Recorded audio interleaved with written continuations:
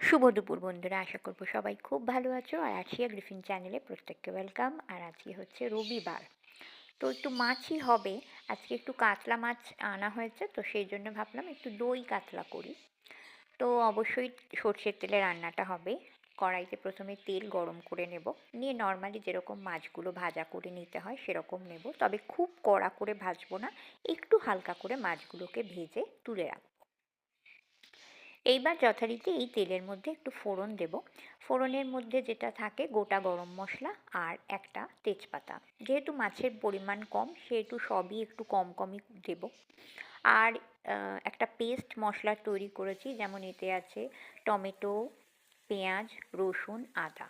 বাস, এই মশলাটাকে একটু ভালো করে তেলে নাড়াচাড়া করে নেব। নিয়ে এর মধ্যে রেগুলারের যে মশলাগুলো আছে সেগুলো দিয়ে দেব। যেরকম হলুদ দেব, জিরে গুঁড়ো দেব, আর সামান্য কাশ্মীরি রেড চিলি পাউডার দেব। বাস, এটা দিয়ে আবার একটু নাড়াচাড়া করব। তারপরে টক দইটা ভালো করে ফেটিয়ে রেখেছি, তো সেই হেতু এবার টক দইটা দিয়ে দেবো। তো দই কাতলা মানে তো টক দই দিতেই হয়। তো চলো, মশলাটা থেকে মোটামুটি তেল ছাড়া শুরু হয়েছে, এবার এই বার্নার থেকে ওই বার্নারে নিয়ে যাব। তার আগে অবশ্যই আমি নুনটা দিয়ে দিয়েছি। এই বার্নার থেকে এই বার্নারে নিয়ে আসার কারণ, টক দই মেশানোর সময় আমি গ্যাসের মানে যেটা ফ্লেমটা আছে সেখানে আমি দিই না, অন্য বার্নার মানে বার্নারটাতে শিফট করে নিই। নিয়ে তারপরে টক দইটা মিশিয়ে নিই, যাতে টক দইটা ফেটে কোনোভাবে না যায়। তো টক দইটা এখানে ভালো করে মিশিয়ে নিলাম, নিয়ে তারপরে আবার ওই বার্নারে শিফট করে দেবো।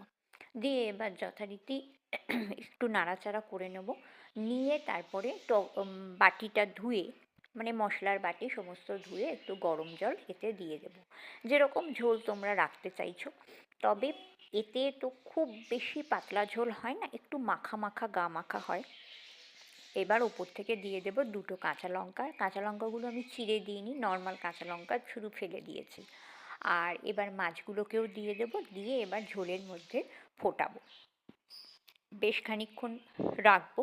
ঝোলটাও একটু বেশ ঘন হয়ে যাবে।